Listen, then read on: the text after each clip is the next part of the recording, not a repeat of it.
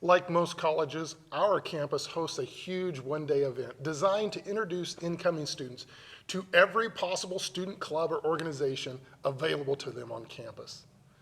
But like most huge parties, some people get lost in the crowd and few people actually remember who they met. So on behalf of Chi Alpha at Tarrant County Colleges, I want to personally welcome you to college. Now, this is usually a pretty exciting time in our life, and it may also include some nervous excitement as you adjust to college life. And as a believer, this concern may extend even to how college could influence your faith. For anyone who feels this apprehension, I recommend you read the story of Daniel and his friends. You see, around 600 BC, the Babylonian Empire conquered what remained of the nation of Israel. But before deporting the entire population, Nebuchadnezzar, the king of Babylon, had some exceptional young Israelites transferred to his educational centers to study law, religion, and culture. After completing a 3-year residential program, those demonstrating the highest aptitude would be given careers in public service, leading new colonies of Israelites formed throughout the empire. Now this sounds familiar, doesn't it? You could say that Daniel and his 3 friends, Hananiah, Mishael, and Azariah, had just been offered a full-ride scholarship to the University of Babylon. Not only did these 3 friends survive, they thrived. So what was their secret? One way they survived is they chose their battles carefully. Rather than finding fault with every lesson their teachers taught or complaining about their living conditions, Daniel and his friends focused their objection on those things that conflicted with their core value, remaining obedient to God. They understood that the food offered to them did not meet the standards outlined in the law, and actually accepting the food could lead them to see their captors or the gods of their captors as their provider.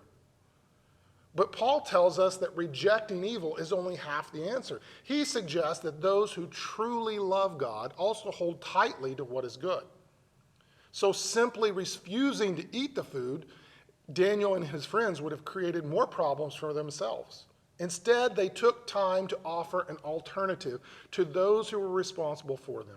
Proposing an experiment, they asked that for 10 days, give us nothing but vegetables to eat and water to drink. Then compare our appearance with that of the young men who eat the royal food, and treat your servants in accordance with what you see. Because of their faithfulness to God and their compassion toward their captors, these 4 young men were shown favor. And the test revealed them to be so much healthier and better nourished than their peers, the king's officials determined to put everyone on the same diet as Daniel and his friends. Like Daniel, our spiritual success in college begins with choosing our battles carefully and taking the initiative to provide those in authority with measurable alternatives.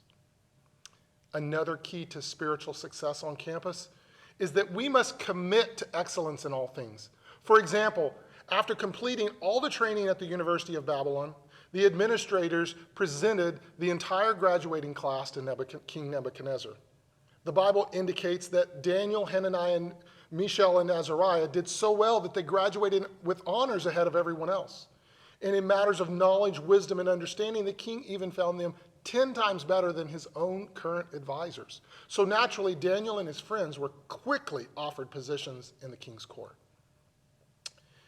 Again, if we fail to follow through on our commitments, our objections can be viewed as insincere or even selfish, no matter how carefully we choose our battles. Recognizing the core value of the king was to develop reliable leaders, Daniel and his friends committed to not only pass, but to surpass the expectations set for them. Because we know that truth comes from God, we actually demonstrate our love of God by faithfully pursuing our studies. In addition, this commitment to learning valued by our professors makes room for them to honor our objection and for us to protect our faith. Finally, we find spiritual success when we embrace the risk presented to us.